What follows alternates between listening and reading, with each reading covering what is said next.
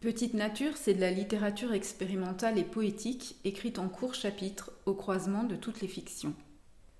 Tout en racontant plein d'histoires, l'ensemble est traversé par des questionnements sur la création en général et la création littéraire en particulier.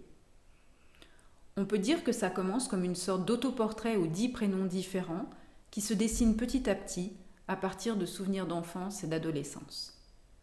Ensuite, j'évoque aussi des difficultés à évoluer dans les normes de la société en devenant adulte et comment pour y arriver, plutôt pour essayer de m'en sortir, j'ai eu besoin de créer un monde réel et imaginaire qui devient progressivement un refuge, comme une forêt, comme un coin tranquille avec des livres ou comme un endroit rempli de beaucoup de chiens.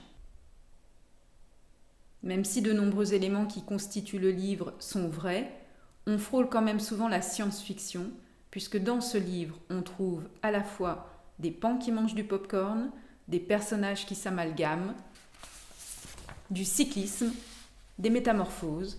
On croise aussi bien Virginia Woolf que Dalida, et il y a des lesbiennes à tous les étages.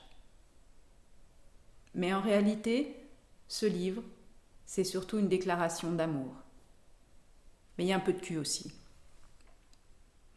Une partie des 36 textes a été produite pendant des ateliers d'écriture et laisse volontairement transparaître les lectures qui ont enclenché les processus de production des écrits. C'est une écriture comme ça, qui écrit beaucoup avec les livres des autres, avec les autres. Il y a plein de références.